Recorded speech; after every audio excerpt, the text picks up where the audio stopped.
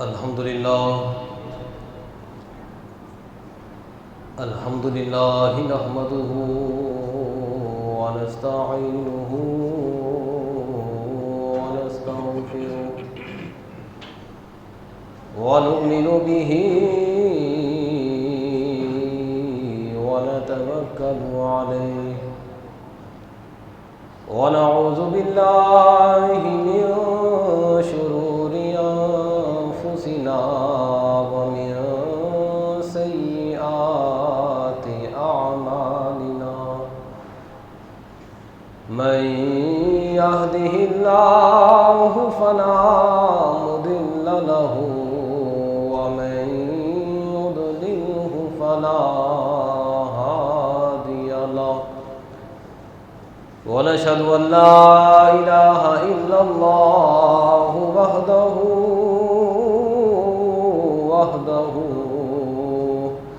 وحده لا شريك له ونشهد أن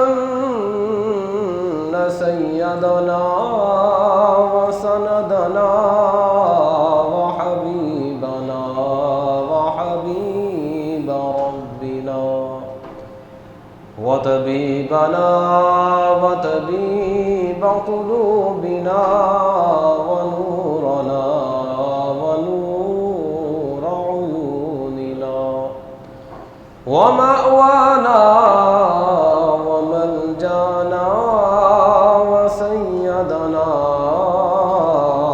محمد صلى الله عليه وسلم. أما بعد فأعوذ بالله السميع العليم من الشيطان الرجيم. بسم الله الرحمن الرحيم. ولا تقتلوا أولادكم خشية إملاق نحن نرزقهم وإياكم إن قتلهم كان خطأ كبيرا. آمنت بالله صدق الله العظيم وصدق رسوله النبي الكريم الأمين. قال الله تبارك وتعالى في شان حبيبه مخبرا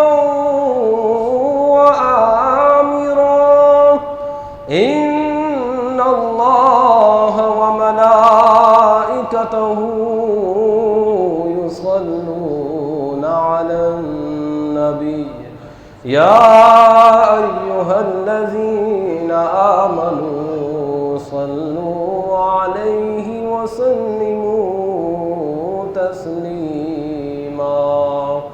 الصلاة والسلام عليك يا سيدي يا رسول الله وعلى آلك وصحابك يا سيدي يا حبيب الله. الصلاة والسلام عليك يا سيدي يا خاتم النبيين وعلى آلك وصحابك يا سيدي يا رحمة للعالمين. بندہ پروردگارم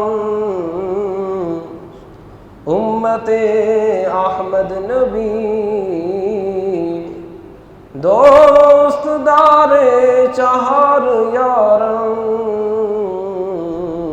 تاب اولاد علی مذہب حنفیہ دارم ملت حضرت خلیل خاک پائے غوث اعظم زیر سایہ ہر ولی۔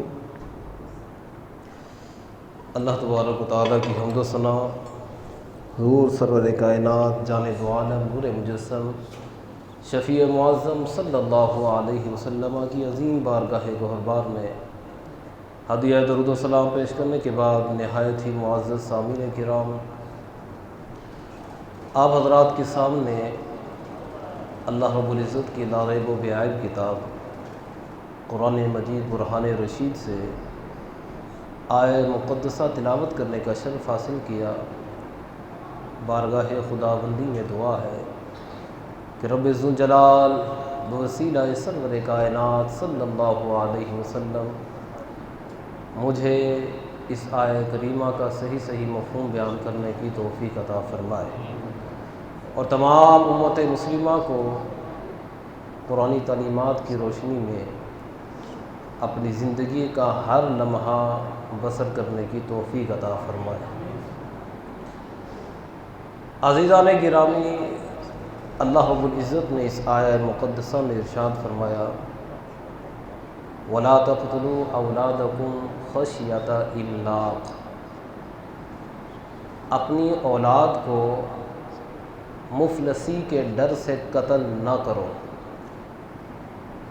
نَحْنُ نَرْزُقُهُمْ وَإِيَّاكُمْ، اس لیے کہ ان کو بھی ہم ہی رزق دیتے ہیں اور تمہیں بھی ہم ہی رزق دیتے ہیں۔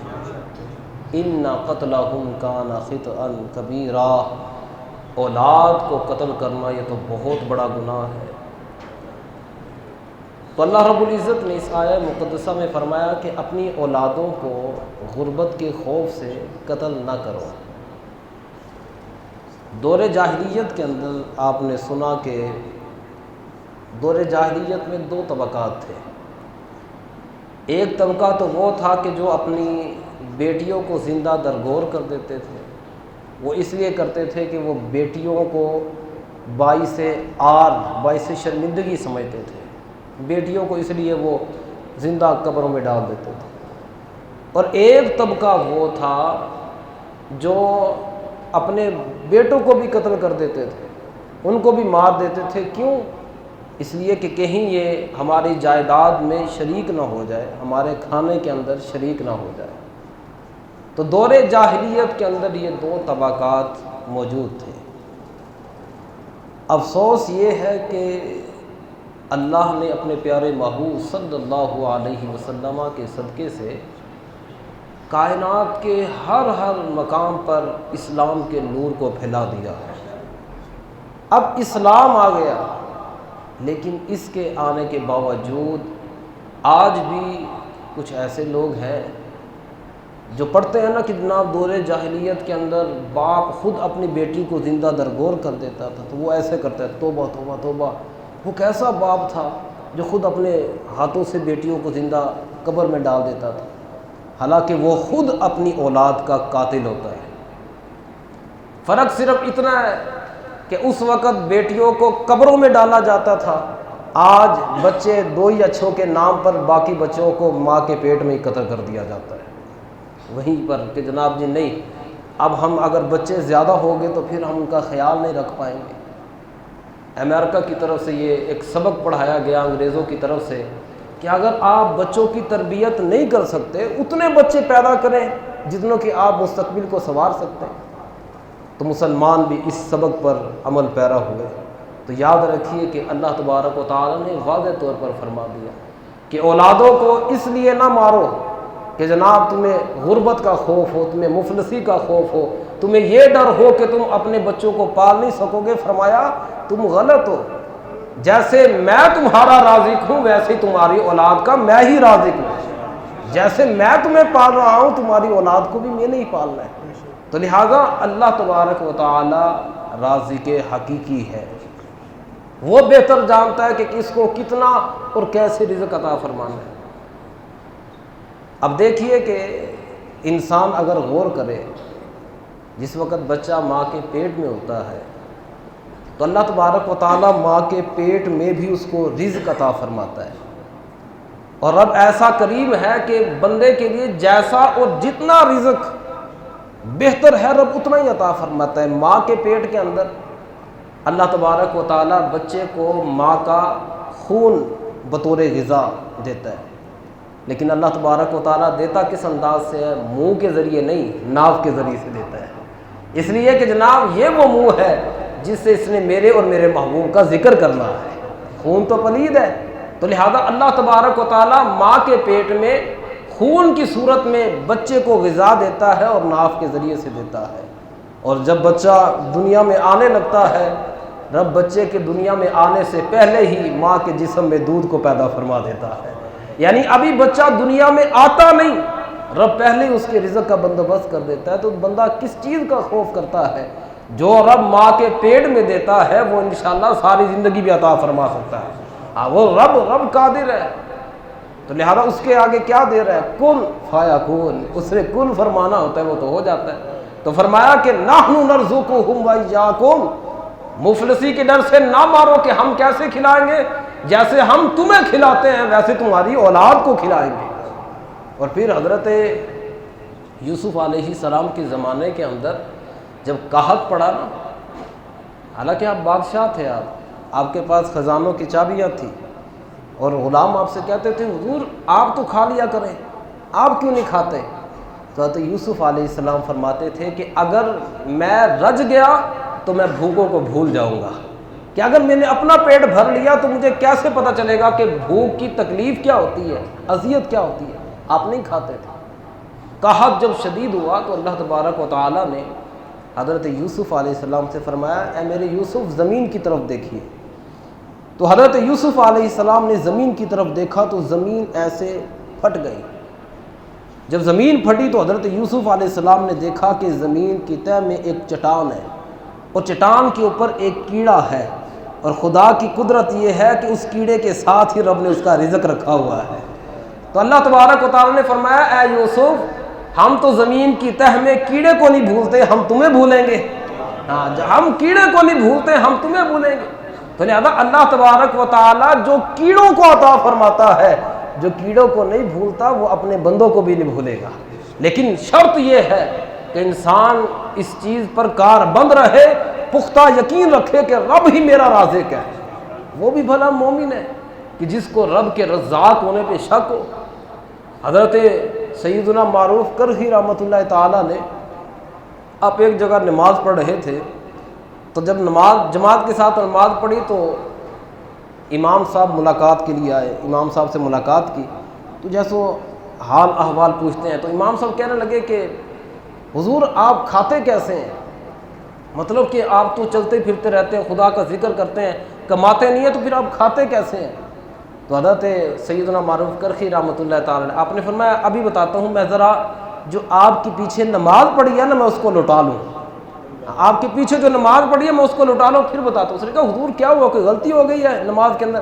فرمایا نا، جس بندے کو رازق حقیقی پر یقین نہ ہو اس کے پیچھے نماز کیا نماز ہے؟ فرمایا جس کو یہ نہیں پتا کہ جناب رب کیڑے کو دیتا ہے تو کیا معروف کرخی کو نہیں دے گا؟ تو جو رب کیڑے کو کھلاتا ہے وہی رب مجھے کھلاتا ہے، تو لہذا جس کو رازق حقیقی پر یقین نہ ہو اس کے پیچھے نماز ہوتی ہی نہیں ہے۔ تو لہذا اس بنا پر انسان کا پختہ یقین ہونا چاہیے کہ اللہ تبارک و تعالیٰ ہی رازق ہے، اور اللہ تبارک و تعالیٰ کس انداز سے جناب رزق عطا فرمائے۔ ہم یہ سمجھتے ہیں کہ شاید ہم بچوں کو پالتے ہیں اور ہمارے بغیر بچوں کا پتہ نہیں کیا ہوگا، وہ رب ہے، ہاں وہ رب ہے جناب، جو پیدا کرتا ہے پالنا بھی اس نے ہی ہے۔ وہ ایک اللہ والا ایسے ہی ملنگ جیسے ہوتے ہیں نا، وہ ملنگ تھا، وہ گزر رہا تھا تو کسی نے کہا، اس نے کہا بابا جی کھاتے کیسے ہو، نہ کماتے ہو نہ کچھ، پھر کھانا پینا کیسے؟ اس اللہ والے نے دانتوں کی طرف اشارہ کیا، کہنے لگا جس رب نے چکی دی ہے نا وہ پیسنے کے لیے غلہ بھی دے دیتا ہے جس رب نے چکی دی ہے وہ پیسنے کے لیے پھر غلہ بھی دے دیتا ہے۔ تو لہذا جو رب اولاد دے گا وہ پالنے کے لیے رزق بھی دے گا۔ انسان کو جناب یہ یقین رکھنا چاہیے، اور باقی یہ رب کی مشیت ہے، ہاں یہ رب کی چاہت ہے، رب جیسے چاہے جس انداز سے چاہے بندے کو رزق عطا کرے۔ حضرت سیدنا مہدی رحمۃ اللہ تعالیٰ نے آپ کو ایک شخص نے بتایا کہ ہمارے شہر کے اندر طاعون کا مرض ہوا، اور طاعون کی بیماری وہ ہے جس میں ایک ہی وقت میں کئی ہلاکتیں ہو جاتی ہیں۔ وہ کہتے ہیں کہ جناب جب جنازے زیادہ ہوئے، میتیں زیادہ ہوئی، پہلے تو ہم دفناتے رہے، اور جب دفنانا ناممکن ہو گیا تو ہم نے ایسا کیا کہ کئی لوگ ایک ہی کمرے کے اندر بند کر کے اس کو تالا لگا دیا۔ وہ کہتے ہیں ایسے ہی ہم نے ایک کمرے کے اندر کئی لوگوں کو بند کیا، اور ان فوت ہونے والوں میں ایک حاملہ خاتون بھی تھی۔ وہ کہتے ہیں ہم نے بھی اس کو بھی بند کر دیا، اور پھر کافی عرصے بعد پھر ہم نے کمروں کو کھولا تاکہ وہ ہڈیاں وغیرہ سائڈ پر کرے اور یہ جو مکانات ہیں یہ رہنے کے قابل ہو جائیں۔ وہ کہتے ہیں جب ہم نے اس کمرے کو کھولا تو دیکھ کر حیران ہو گئے کہ ہڈیوں کے ڈھیر کے ساتھ ایک صحت مند بچہ بھی بیٹھا ہوا تھا۔ وہ کہتے ہیں ہم حیران ہو گئے کہ جناب طاعون کا مرض تھا، اور پھر یہاں پر تھا بھی کوئی نہیں، چلو بچہ اگر پیدا ہو بھی گیا تو پھر بچہ اب تک زندہ کیسے؟ وہ کہتے ہیں ابھی ہم یہ سوچ ہی رہے تھے کہ اچانک آہٹ ہوئی، ہم چھپ گئے۔ کہتے ہیں جب ہم چھپے تو ہم نے کیا دیکھا کہ انسان کو چیر پھاڑ کرنے والا مادہ درندہ وہ آیا اور آ کر سائڈ پر بیٹھ گیا۔ جب وہ بیٹھا تو یہ انسانی بچہ گیا اور جا کر اس کا دودھ پینا شروع کر دیا۔ تو اللہ تبارک و تعالیٰ نے دشمن کے ذریعے، ایک درندے کے ذریعے انسان کو رزق دے کر بتایا، اے بندے رازق تو نہیں ہے، رازق ہم ہی ہیں، ہم ہی رازق ہے، ہم جیسے چاہے تو جناب جی انسان کے ذریعے اولاد کو بھوکا مار دے، اور چاہے تو جناب ایک درندے کے ذریعے بچے کو پیدائش دے دے، اس کی پرورش کر دے، جناب وہ بچہ صحت مند ہو جائے۔ تو لہذا یہ رب کے کام ہے، یہ رب کی چاہت ہے، رب جیسے چاہے، جس انداز سے چاہے رب عطا فرماتا ہے۔ انسان کے لیے کیا حکم ہے؟ انسان کے لیے حکم یہ ہے وَأْمُرْ أَهْلَكَ بِالصَّلَاةِ وَاصْطَبِرْ عَلَيْهَا لَا نَسْأَلُكَ رِزْقًا نَحْنُ نَرْزُقُكَ۔ اے محبوب آپ اپنے گھر والوں کو نماز کا حکم دے، آپ بھی نماز پر پابند رہے، اپنے گھر والوں کو بھی حکم دے، لا نسألک رزقا، اے محبوب ہم آپ سے نہیں پوچھیں گے کہ رزق دیا تھا کہ نہیں، روزی کے بارے ہم نہیں پوچھیں گے، کیوں؟ نحن نرزقک، اس لیے کہ رزق تو ہم دیتے ہیں۔ تو لہذا ہمارا کام یہ ہے، ہمارا کام رازق بننا نہیں ہے۔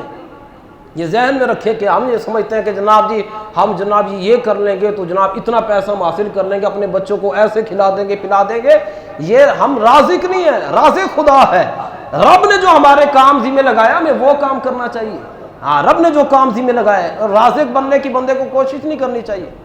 اس لیے کہ جناب جب بندہ رازق بننے کی کوشش کرتا ہے نا تو پھر وہ تباہ و برباد ہو جاتا ہے۔ حضرت عیسیٰ علیہ السلام آپ کا ایک ہم سفر تھا، ساتھی، وہ ساتھ رہتے رہتے پھر دوستی جیسے ہو جاتی ہے، وہ آپ کا دوست بن گیا۔ تو اس نے کہا کہ جناب مجھے جو ہے نا اس میں اعظم عطا کریں، اور اس میں اعظم کی یہ خاصیت ہے کہ اس کو پڑھ کر جو دعا مانگی جائے اللہ تعالیٰ اس کو پورا فرماتا ہے۔ اس نے کہا جناب مجھے اس میں اعظم سکھائے۔ آپ نے بڑا سمجھایا، فرمایا تو اس قابل نہیں ہے کہ تجھے اس میں اعظم دی۔ اس نے کہا نہیں جی مجھے اس میں اعظم چاہیے۔ بہرحال آپ نے اس کو اس میں اعظم دے دیا۔ اب جب اس کے پاس اس میں اعظم آیا، اس نے یہ سمجھا کہ بس اب سب کچھ میرے قبضہ قدرت کے اندر ہے، جس کو چاہوں کھلاؤں، جس کو چاہوں پلاؤں، جس کو چاہوں زندہ کروں، جو مرضی کروں۔ تو جب وہ آگے چلا تو آگے اس نے نا کچھ ہڈیاں پڑی ہوئی دیکھی۔ اب وہ یہ تو دیکھ رہا تھا کہ یہ ہڈیاں ہیں، اس کو یہ نہیں پتا تھا کہ یہ ہڈیاں ہے کس کی۔ اس نے اس میں اعظم پڑھ کر پھونکا تو جناب وہ ہڈیاں تھی شیر کی۔ جب پھونکا تو جناب وہ شیر بن گیا، اور شیر نے جب اپنے سامنے انسان کو دیکھا تو اس نے وہیں پر اس کو چیر پھاڑ کر دی۔ جب حضرت عیسیٰ علیہ السلام آئے نا تو آپ نے اس شیر سے پوچھا اے شیر تو نے اس کو کیوں مارا، اس کو چیر پھاڑ کیوں کیا؟ تو شیر نے کہا حضور یہ میرا خالق تو بنا پر رازق نہ بن سکا، اس نے مجھے زندہ تو کر دیا پر مجھے رزق نہیں دے سکا۔ تو لہذا اس بنا پر انسان کی طاقت میں نہیں ہے کہ وہ رازق بن سکے۔ تو لہذا انسان کو چاہیے کہ وہ رزق کا مسئلہ اللہ پر چھوڑے، اللہ رب العزت کی مشیت پر راضی رہے۔ جو رب نے لکھ دیا نا، نبی اکرم صلی اللہ علیہ وسلم نے فرمایا نا کہ روزی انسان کو ایسے ڈھونڈتی ہے جیسے موت ڈھونڈتی ہے۔ جو میرے مقدر میں ہے، جیسے تہ خانوں میں چلا جاؤں، سیکورٹی فورسز رکھ لوں، میں فوج کے جناب نرگے میں آ جاؤں، میں ایسے جناب حفاظت میں پتہ نہیں میں کیا سے کیا کر لوں، لیکن جیسے موت سے نہیں بچ سکتا، فرمایا جو نصیب کا لکھا ہوا ہے اس سے بھی انسان نہیں بچ سکتا، وہ اس کے پاس پہنچنا ہی ہے۔ اس کے پاس جو اس کا نصیب کا ہے وہ پہنچنا ہی ہے۔ صرف فرق یہ ہے کہ انسان اس کو حاصل کیسے کرتا ہے، انسان اس کو لینے کی طلب کیسے کرتا ہے۔ نبی اکرم صلی اللہ علیہ وسلم نے فرمایا کہ اللہ نے مجھے جو کام کرنے کا حکم دیا میں نے وہ بھی تمہیں بتا دیے، اور جن کاموں سے رکنے کا حکم دیا میں نے ان سے تمہیں روک بھی دیا۔ اور جبریل امین نے مجھے آ کر بتایا کہ رب فرماتا ہے کہ جو میں نے ابن آدم کے مقدر میں لکھ دیا، جب تک وہ ایک دانہ نہیں کھائے گا تب تک مرے گا نہیں۔ جو اس کے نصیب کا لکھا ہوا ہے، فرمایا جب تک وہ دانہ کھائے گا نہیں نا تب تک اس کو موت نہیں آ سکتی۔ تو میرے مقدر کے اندر جتنا ہے تو لہذا میں اس وقت تک مر ہی نہیں سکتا جب تک میں اپنا رزق پورا نہیں کر لے۔ اور پھر آگے نبی اکرم صلی اللہ علیہ وسلم نے فرمایا کہ رب فرماتا ہے کہ اگر رزق ملنے میں تاخیر ہو جائے تو پھر مانگنے کا طریقہ یہ ہے کہ فرما برداری کر کے مانگو، نافرمانی کر کے نہ مانگو۔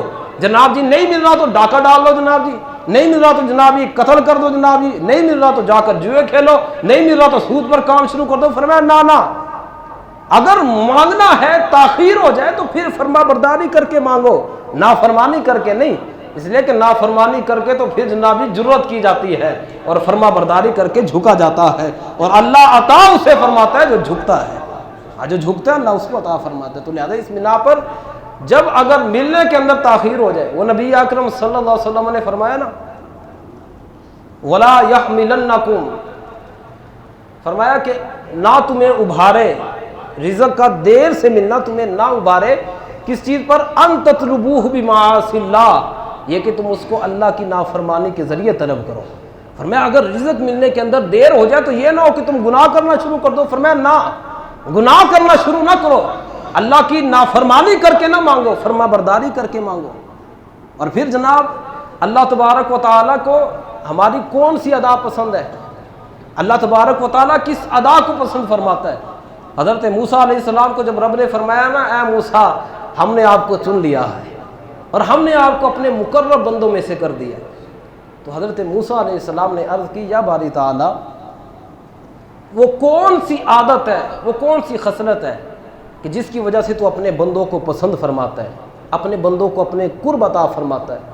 تو رب ذوالجلال نے فرمایا کہ مجھے بندوں کی وہ عادت اچھی لگتی ہے کہ بندے میرے ساتھ بالکل وہی معاملہ کرے جیسے ایک بچہ اپنی ماں کے ساتھ کرتا ہے۔ ایک بچہ اپنی ماں کے ساتھ جو معاملہ کرتا ہے نا، اگر بندہ میرے ساتھ وہی معاملہ کرے، فرمایا میں اس کی اس عادت کی وجہ سے اس کو اپنا قرب عطا کر دیتا ہوں۔ اب بچے کی عادت کیا؟ فرمایا بچے کی عادت یہ ہے کہ ماں اس کو تھپڑ مارے تو وہ روتا ہوا کسی اور کے پاس نہیں، ماں سے چمٹ جاتا ہے، وہ ماں سے ہی لپٹتا ہے، کسی اور کے پاس نہیں جاتا۔ فرمایا یہ عادت ایسی ہے کہ بندے کو ملے یا نہ ملے لیکن وہ آئے میرے در پر، فرمایا اس عادت کی وجہ سے میں اپنے بندوں کو اپنا قرب عطا کر دیتا ہوں۔ تو لہذا یہ بچوں والی عادت کے جناب جیسے بھی حالات آ جائیں، انسان کو ایسا نہیں کرنا چاہیے کہ رب کی رحمت سے نا امید ہو کر وہ گناہوں کی دلدل کی طرف چلا جائے۔ نہ، رب ہے، رب قادر ہے، دے تب بھی الحمدللہ، نہ دے تب بھی الحمدللہ۔ حضرت شیخ عبد القادر جیلانی غوث پاک رحمۃ اللہ تعالی علیہ، آپ کو کسی نے آ کر نا ایک شیشہ دیکھنے والا جو آئینہ ہوتا ہے وہ شیشہ تحفے میں دیا، تو خادم آیا اور خادم لے کر آیا کہ جناب یہ تحفہ دیا، آپ نے ایسے دیکھا اور میں الحمدللہ، آپ نے فرمایا یار یہ سائڈ پر رکھ دو پھر بعد میں دیکھیں گے۔ وہ خادم شیشہ لے کر چلا تو اس سے وہ شیشہ گر کر ٹوٹ گیا۔ اب خادم بڑا خوف زدہ ہوا کہ پتہ نہیں میرے ساتھ ہوتا کیا ہے، کہ ایک تحفہ تھا اور وہ تحفہ ٹوٹ گیا۔ اب ڈرتے ڈرتے اس نے کہا حضور اللہ کی مشیت سے، اللہ کی چاہت سے وہ شیشہ ٹوٹ گیا ہے۔ آپ بجائے آپ نے غصہ کرنے کے آپ نے فرمایا الحمدللہ۔ وہ کہنے لگا جناب میں تو سمجھ کر آیا تھا کہ آپ غصے ہوں گے، جب شیشہ ملا آپ نے پھر بھی کہا الحمدللہ، جب ٹوٹ گیا آپ نے پھر بھی کہا الحمدللہ، اس کی وجہ کیا ہے؟ آپ نے فرمایا اس لیے کہ یہ شیشہ دیا مجھے خدا نے تھا، جب دیا تو میں نے کہا الحمدللہ، اب جب لیا رب نے ہے تو پھر بھی کہا الحمدللہ۔ رب کی چیز تھی، رب نے دی پھر بھی الحمدللہ، رب نے لی پھر بھی الحمدللہ۔ تو انسان کو یہی ہونا چاہیے کہ جناب تھوڑا ملے الحمدللہ، زیادہ ملے الحمدللہ، ہر حالت کے اندر انسان کا یہی معمول ہونا چاہیے۔ اور اگر بندہ یہ کہے کہ جناب جی اگر زیادہ ملے تو الحمدللہ، تھوڑا ملے وہ جناب بس گزارا ہو ہی رہا ہے، نہ یہ انسان یہ ناشکری ہے، یہ ناشکری ہے کہ جناب جب زیادہ ملے تو خوش ہو، جب پوچھا جائے جناب جی اور آج کل کیسا گزارا چل رہا ہے، وہ کہے بس جی بس کیا بتائیں، بس چل ہی رہا ہے، زندگی گزر ہی رہی ہے۔ تو نہ ہر وقت میں ہر لمحے کے اندر مومن کا ایک رنگ ہونا چاہیے، تھوڑا ملے پھر بھی خوش ہونا چاہیے، زیادہ ملے پھر بھی خوش ہونا چاہیے۔ تو اللہ تبارک و تعالیٰ نے جو رزق کا ذمہ ہے وہ اپنے سپرد کیا ہے۔ اور یاد رکھیے کہ حضرت سیدنا کعب احبار رحمۃ اللہ تعالیٰ نے، آپ چونکہ تورات جانتے تھے تو آپ نے تورات پڑھی اور تورات میں سے آپ نے کچھ باتیں نقل فرمائی۔ آپ نے فرمایا تورات کے اندر اللہ رب العزت ارشاد فرماتا ہے، اے بندے میں نے جو تیرے مقدر میں لکھ دیا اپنے اس مقدر پر راضی ہو جا۔ فرمایا جو تیرے لیے مقرر کر دیا نا اس پر راضی ہو جا، تو لہذا تجھے راحت بھی ملے گی، سکون بھی ملے گا۔ فرمایا جو تیرے مقدر میں ہے اس پر راضی ہو جا، راحت بھی ہوگی، سکون بھی ہوگا۔ اور فرمایا کہ اگر تو اپنے مقدر پر راضی نہ ہوا تو مجھے اپنی عزت و جلال کی قسم ہے میں تجھ پر دنیا کو ایسے مسلط کروں گا کہ تو جانوروں کی طرح دوڑتا پھرے گا، جانوروں کی طرح۔ اب یہ بھی یار کوئی مطلب کہ انسان کی طاقت ہے، 16 گھنٹے 18 گھنٹے بندہ کام کرتا ہے جناب، مطلب کہ پورا دن جو ہے وہ کام کے اندر گزار دیتا ہے، سارے دن گزار دیتا ہے۔ کیوں؟ اس لیے کہ بے شک ہمارے لیے جو رب نے مقرر کیا ہم اس پر راضی نہیں ہیں، ہم چاہتے ہیں اور آئے، ہم چاہتے ہیں اور آئے۔ جب اور کرتے ہیں تو پھر اللہ تبارک و تعالیٰ جو دنیا کا طالب ہوتا ہے پھر دنیا کو ایسے مسلط کرتا ہے کہ وہ جانوروں کی طرح کام کرتا ہے، پھر جانوروں کی طرح کبھی ادھر دوڑتا ہے کبھی ادھر دوڑتا ہے۔ تو لہذا اس بنا پر اللہ تبارک و تعالیٰ نے جو ہمارے نصیب میں لکھا ہے انسان کو چاہیے اس تقسیم پر راضی ہو جائے، اس تقسیم پر راضی ہو جائے۔ اور یاد رکھے کہ میں چوں کروں یا چا کروں، میری چوں چا کرنے سے کچھ نہیں ہونے والا، ہونا وہی ہے جو رب نے کرنا ہے، جو رب چاہتا ہے ہونا وہی ہے۔ اگر مجھے ایک روٹی ملے تو لہذا مجھے اسی پر صبر کرنا چاہیے، اگر میں واویلا بھی کروں تو میرے نصیب میں اگر ایک روٹی ہے نا تو وہ ایک ہی رہنی ہے، اور اگر میرے نصیب میں 2 ہیں تو لہذا وہ بھی میری چوں چاہ کرنے سے وہ بھی زیادہ نہیں ہو سکتی۔ تو لہذا جو کچھ ہونا ہے وہ اللہ کی طرف سے ہونا ہے۔ لیکن انسان کو کیا کرنا چاہیے کہ اللہ تبارک و تعالیٰ کی طرف سے آئی ہوئی ہر آزمائش پر انسان کو ایک نیکی کا پہلو تلاش کرنا چاہیے، ایک اچھا پہلو تلاش کرنا چاہیے۔ وہ ایک بادشاہ کا ایک وزیر تھا، اس کی یہ عادت تھی کہ وہ ہمیشہ جو ہے نا وہ بھلائی تلاش کرتا تھا، ہر کام کے اندر وہ بھلے کو ہی دیکھتا تھا، وہ کبھی نقصان اگر ظاہری نقصان ہو بھی جاتا نا تو وہ اس کے اندر بھی بھلائی کو تلاش کرتا تھا۔ ایک دن ایسا ہوا کہ بادشاہ کی انگلی کٹ گئی، زخمی ہو گئی، وہ وزیر ساتھ کھڑا ہوا تھا، وہ کہنے لگا خدا کا شکر ہے بادشاہ کی انگلی کٹ گئی، خدا کا شکر ہے کہ بادشاہ کی انگلی کٹ گئی۔ بادشاہ کو یہ بات بڑی عجیب لگی کہ مجھے مطلب کہ میری انگلی کٹ گئی اور یہ وزیر جو ہے میرا مذاق بنا رہا ہے کہ اللہ کا شکر ہے جناب بادشاہ کی انگلی کٹ گئی۔ اس نے کہا کہ اس کو وزیر کو جناب جی زندان کے اندر جیل کے اندر ڈال دو، اس کو جیل کے اندر قید کر دیا گیا۔ اگلے دن بادشاہ جو ہے وہ شکار کرنے کے لیے گیا، تو شکار کرتے کرتے بادشاہ آگے نکل گیا، سپاہی پیچھے رہ گئے۔ بادشاہ جب راستہ بھولا تو تھک کر نا وہ ایک درخت کے نیچے بیٹھا ہی تھا کہ ایک دم سے شیر آ گیا۔ اب بادشاہ نے جان بچانے کے لیے کیا کیا کہ بادشاہ لیٹ گیا اور اپنے سانس کو بند کر لیا جیسے بندہ مردہ ہوتا ہے۔ اب شیر کی ایک خاصیت ہوتی ہے کہ شیر کسی اور کا شکار نہیں کھاتا، وہ اپنا ہی شکار کردہ جانور ہے وہ کھاتا ہے، وہ کسی کا جھوٹا نہیں کھاتا۔ اب بادشاہ کی چونکہ انگلی زخمی تھی تو جناب وہ بادشاہ لیٹا ہوا تھا، شیر آیا کھانے کے لیے، جب اس نے زخمی انگلی کو دیکھا نا تو اس نے سمجھا کہ یہ کسی اور کا شکار ہے، یہ کسی اور کا شکار ہے، تو شیر نے اس کو نہیں کھایا، شیر اس کو چھوڑ کر چلا گیا۔ اتنے میں جناب وہ سپاہی بھی آ گئے اور خدا کا شکر ادا کرنے کہنا مولا تیرا شکر ہے کہ جناب ہمارے بادشاہ بچ گئے۔ اب بادشاہ کہنے لگا کہ ہاں کل جو وزیر نے بات کی تھی وہ بالکل ٹھیک ہی تھی کہ اللہ کا شکر ہے کہ جناب بادشاہ کی انگلی کٹ گئی، کہ رب نے انگلی کاٹ کر میری جان کو بچا لیا، میری جان کو بچا لیا۔ اب جناب بادشاہ اس وزیر کے پاس گیا کہ مطلب انسان کو ہر ایک چیز کے اندر بھلائی تلاش کرنی چاہیے۔ اب وزیر کو جا کر بادشاہ کہتا ہے یار میں بڑا شرمندہ ہوں، جو تو نے بات کی تھی وہ بڑی پتے کی تھی پر میں سمجھ نہ سکا۔ وہ کہنے لگا اور مجھے افسوس ہے، وزیر سے کہنے لگا مجھے دکھ ہے کہ آج شکار پر تو میرے ساتھ نہیں تھا۔ اس نے کہا بادشاہ خدا کا شکر ہے میں تیرے ساتھ نہیں تھا۔ اس نے کہا کیسے؟ اس نے کہا اس لیے کہ تو بچا انگلی کے زخمی ہونے کی وجہ سے، اگر میں ہوتا وہاں پر تو مجھے تو شیر نے کھا لینا تھا، تو لہذا رب نے تیری انگلی زخمی کر کے تجھے بچا لیا اور مجھے قید میں ڈال کر مجھے بچا لیا۔ تو یہ رب کی حکمت ہے جناب، رب کس کو چاہے کس رنگ میں چاہے کیسے جناب جی اس کو باقی رکھے۔ تو انسان کو چاہیے کہ ہر پہلو کے اندر جب بھی کوئی آزمائش ہے تو انسان کو اسی کے اندر بھلائی تلاش کرنی چاہیے، انسان کو یہ دیکھنا چاہیے کہ یہ رب کی طرف سے آئی۔ حضرت سیدنا صدیق اکبر رضی اللہ تعالیٰ عنہ جب نبی اکرم صلی اللہ علیہ وسلم کو اپنے پشت پر سوار کر کے جب آپ غار کی طرف لے جا رہے تھے تو کسی پتھر کے لگنے سے آپ کی انگلی جو ہے وہ زخمی ہوئی۔ اب جب وہ زخمی ہوئی تو درد کر رہی تھی، تو حضرت سیدنا صدیق اکبر رضی اللہ تعالیٰ عنہ آپ نے انگلی کو ایسے جھٹکا دیا، فرمایا کیا ہو گیا؟ رب کی راہ میں لگی ہے نا چوٹ، رب کی راہ میں چوٹ، کیا ہو گیا؟ رب کی راہ میں چوٹ لگی ہے۔ تو لہذا انسان کو ایسا ایمان رکھنا چاہیے، اور جب ایسا ایمان ہو تو پھر کیا ہوتا ہے؟ من کان للہ کان اللہ لہ، بزرگ فرماتے ہیں جو اللہ کا ہو جاتا ہے پھر اللہ اس کا ہو جاتا ہے، جو اللہ کا ہو جاتا ہے پھر اللہ اس کا ہو جاتا ہے، اور پھر اللہ تبارک و تعالیٰ ایسا کچھ دکھاتا ہے۔ حضرت موسیٰ علیہ السلام کے نا پیٹ میں درد ہوا، تو چونکہ آپ اللہ تبارک و تعالیٰ سے کلام کرتے تھے اس لیے تو آپ کو کلیم اللہ کہا جاتا ہے۔ تو حضرت موسیٰ علیہ السلام نے رب کی بارگاہ میں عرض کی، یا باری تعالیٰ پیٹ میں درد ہے، علاج عطا فرما۔ رب نے فرمایا کہ موسیٰ چاول کھا، تو حضرت موسیٰ علیہ السلام نے چاول کھائے، ٹھیک نہیں ہوا۔ پھر عرض کی، رب نے پھر فرمایا موسیٰ چاول کھاؤ، پھر کھائے، پھر ٹھیک نہ ہوا۔ تیسری مرتبہ بھی رب نے فرمایا، تیسری مرتبہ بھی چاول کھائے، پھر بھی پیٹ کا درد ٹھیک نہ ہوا۔ چوتھی مرتبہ عرض کی، مولا اب بھی ٹھیک نہ ہوا۔ رب نے فرمایا جاؤ فلاں طبیب کے پاس چلے جاؤ۔ اب حضرت موسیٰ علیہ السلام اس حکیم کے پاس گئے تو اسے کہا کہ پیٹ میں درد ہے، اس حکیم نے کہا چاول کھاؤ، اس نے بھی یہی کہا، اس نے کہا چاول کھاؤ۔ اب حضرت موسیٰ علیہ السلام نے اس حکیم کے کہنے پر ایک مرتبہ چاول کھائے، آپ کا پیٹ کا درد ٹھیک ہو گیا۔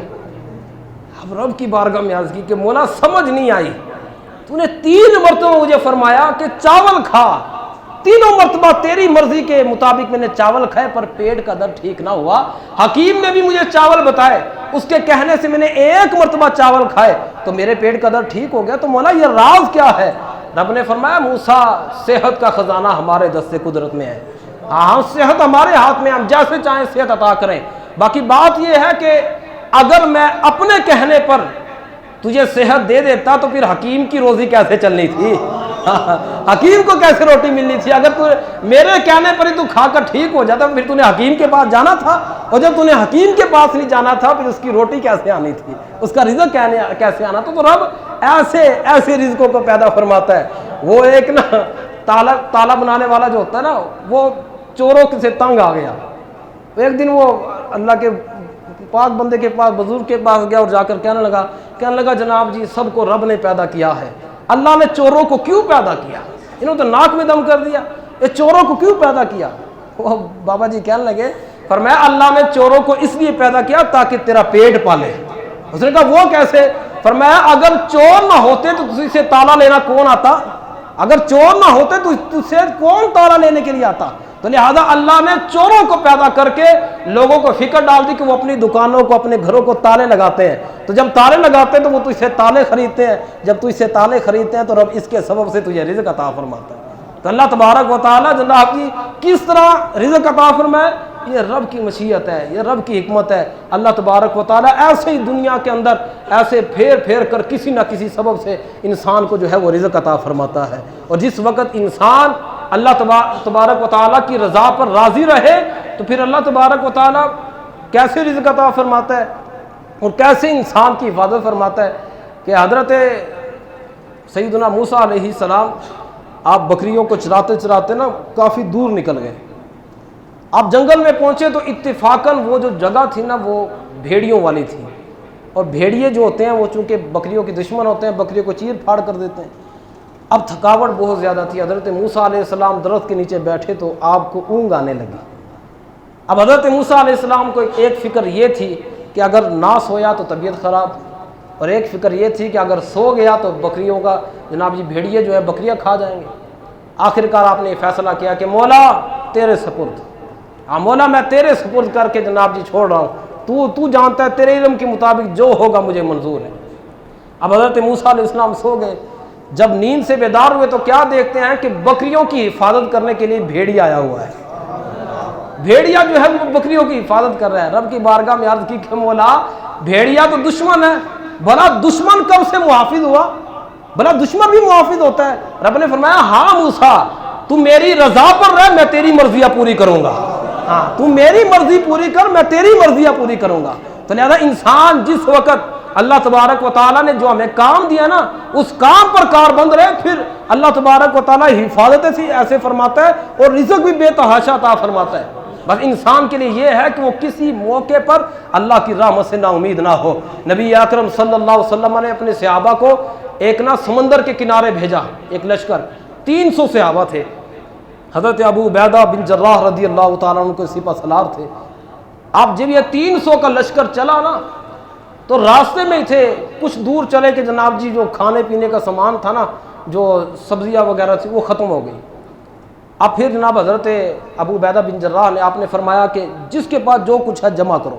وہ سارا جمع کیا گیا، وہ بھی 2 تھیلے ہوا۔ اب 300 بندے تھے۔ صحابہ فرماتے ہیں کہ ہم نے وہ بھی تھوڑا تھوڑا کھاتے رہے، آخرکار وہ بھی ختم ہو گیا۔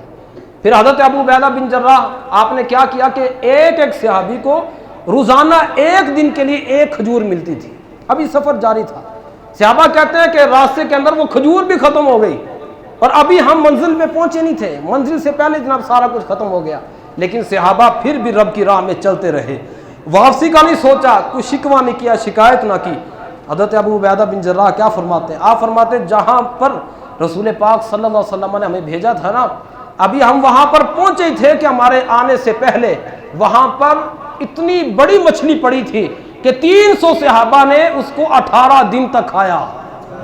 اس مقام پر پہنچنے سے پہلے وہ مچھلی نہ شکار کیا نہ پکڑا۔ وہ کہتے ہیں ہمارے جانے سے پہلے رب نے انتظام کیا ہوا تھا کہ وہ مطلب کہ عنبر نامی مچھلی تھی، وہ عنبر نامی 300 صحابہ جناب جو ہے نا اس کو 18 دن تک کھاتے رہے۔ اور جس وقت رسول پاک صلی اللہ علیہ وسلم کی بارگاہ میں واپس آئے تو عرض کی یا رسول اللہ صلی اللہ علیہ وسلم، حضور یہ ایسا مسئلہ آیا، اتنی بڑی مچھلی آئی۔ آپ نے فرمایا کلو اخرجوا رزقا من اللہ، فرمایا کھاؤ تم، اس لیے کہ یہ رزق تھا جو اللہ نے تمہارے لیے نکالا تھا۔ تو لہذا ابھی جناب انسان اس مقام پر پہنچتا نہیں، اللہ تبارک و تعالیٰ اس کو رزق عطا فرما دیتا ہے۔ تو لہذا ولا تقتلوا اولادکم خشیۃ املاق، مفلسی کے ڈر سے اپنی جو ہے نا وہ بچوں کو قتل نہ کریں۔ یہ جو عمل کرتے ہیں بچے 2 یا 6، یہ نظریہ اسلام کے مخالف ہے، اسلام کے مطابق نہیں ہے۔ اور اگر یاد رکھیے کہ اگر ہم اس نظریے کے اوپر ہے نا کہ 2 ہوں گے تو جناب ان کی اچھی پرورش کر دیں گے، تو ممکن ہے کہ جناب جی اللہ ایک کوئی ایسا پیٹو بنا دے کہ آپ اس کا کھانا ہی پورا نہ کر پائیں۔ ہاں رب ایک کوئی ایسا پیٹو بنا دے کہ وہ کھانا ہی بندہ پورا نہ کر پائے پھر۔ تو لہذا جب اس کو بھی رب نے رجانا ہے تو چاروں کو بھی رب نے رجانا ہے، جتنی اولاد ہوگی رجانا رب نے ہے۔ تو انسان کو چاہیے کہ جو اللہ تبارک و تعالیٰ نے جو اس کے لیے لکھا ہوا ہے نا، جو جتنا رزق لکھا ہوا ہے اس پر راضی رہے اور مفلسی کے ڈر سے کبھی بھی اپنی اولاد کا قاتل نہ بنے۔ اللہ رب العزت کی بارگاہ میں دعا ہے رب ذوالجلال ہمیں صحیح معنوں میں دین متین سے وفا کی توفیق عطا فرمائے۔